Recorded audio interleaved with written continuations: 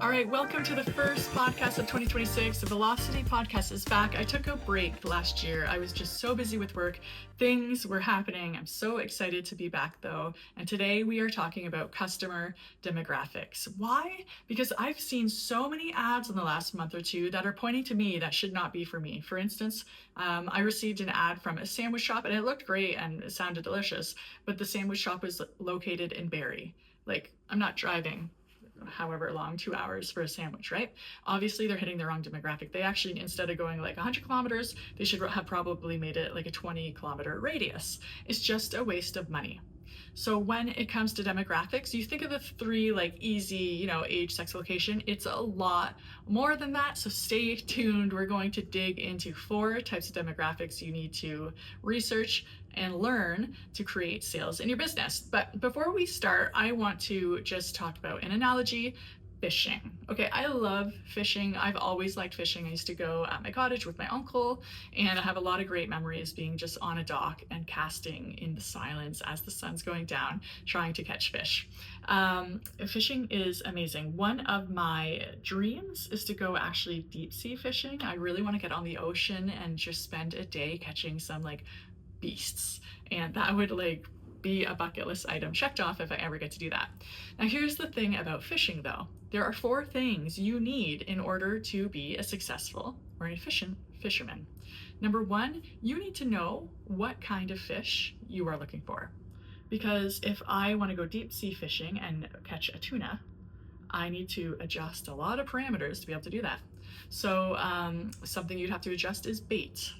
What kind of bait do you need to catch the thing you want to catch? Again, if I'm catching pickerel versus tuna, very different bait. I have no idea what I would use for tuna.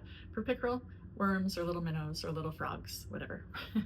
Number 2, you need to be fishing at the right place. Again, if I'm catching a tuna and I'm going to Lake Erie, that's going to be a brutal, boring fishing trip. You need to be fishing in the right spot. That will, again, increase your, increase your risk, increase your success rate when it comes to catching what you want to catch. And number 4, it's the worst. You need patience. Patience is the name of the game when you are fishing.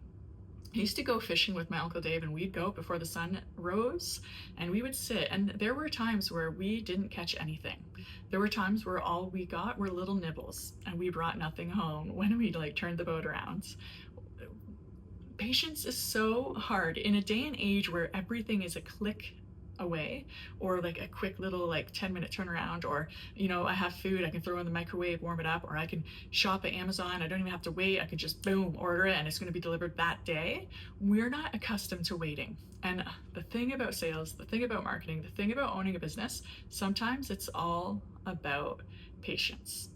All right, so let's talk about demographics. All that to say, that analogy goes into demographics. When it comes to your typical demographics, you think of age, sex, and location.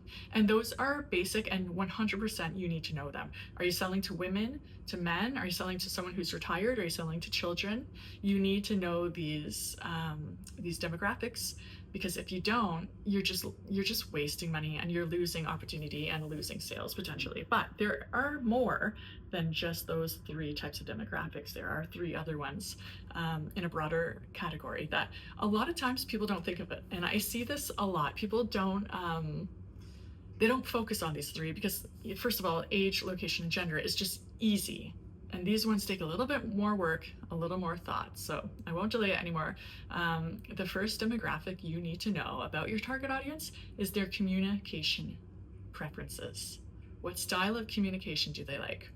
I knew a girl who went to a massage therapist for I don't know, a little while, really liked her. This was a few years ago, so really liked her. The moment someone other, like another massage therapist studio, opened up and offered online booking, she switched, because she's like, oh, I hate making that phone call. I just hate it. So now she does everything by her phone, and it's simple. And that is insane. I mean, they lost a paying customer, a faithful customer, because they weren't communicating how she wanted to be communicated with. So think about that. Do your clients want calls? Do they want text messages? Do they want emails? Do they want online booking? Or do they like the experience of talking to someone?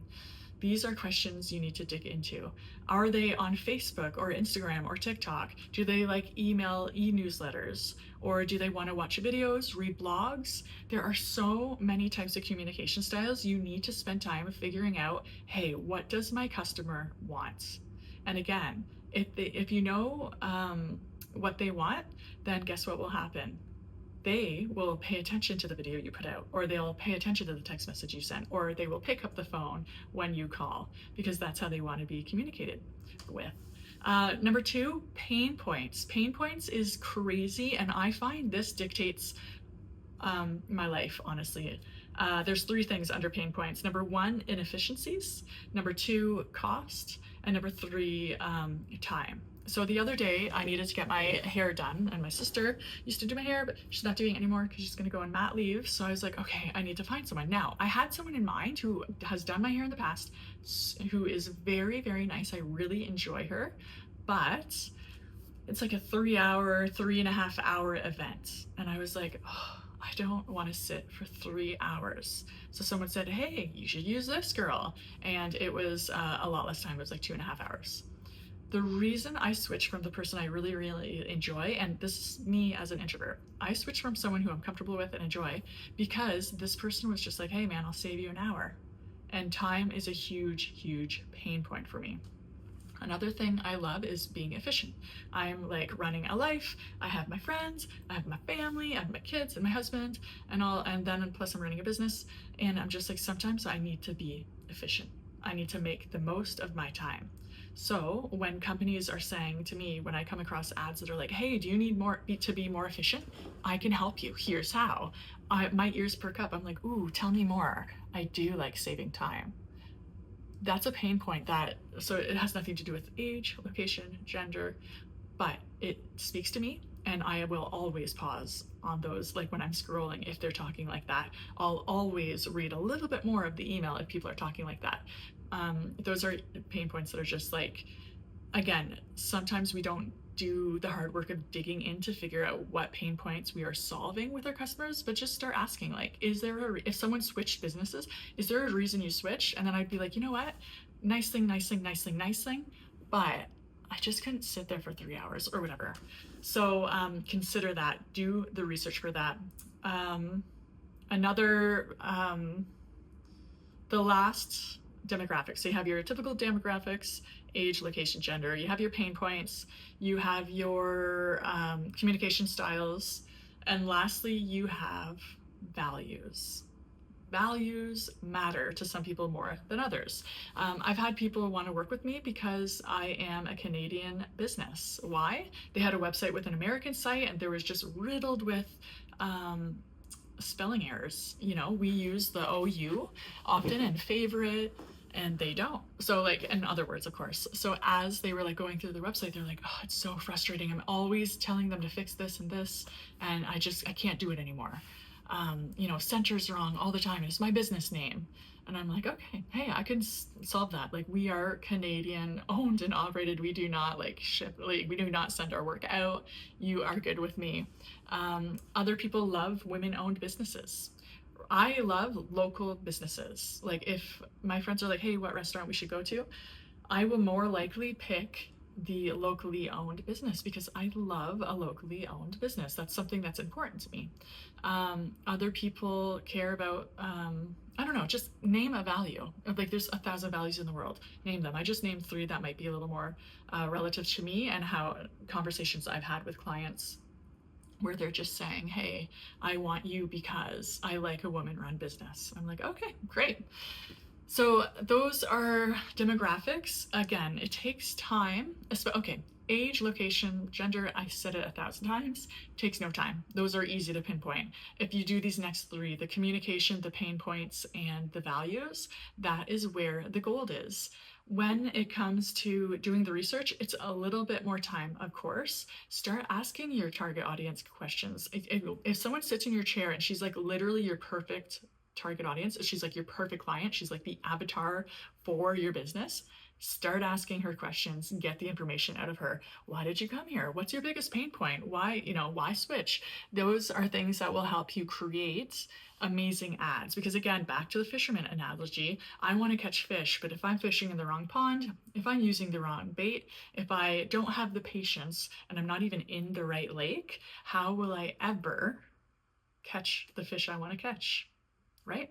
The demographics are these things for you. When you know your demographics, you can create amazing targeted ads. This is the best point. There have been times where I'm like, okay, does this person know me? Have they been on my phone? Are they in my thoughts? Because the ad targeted me so specifically, hitting my pain points, knowing what my values were. Someone did the research and then Facebook or Google or whatever delivered me right to them.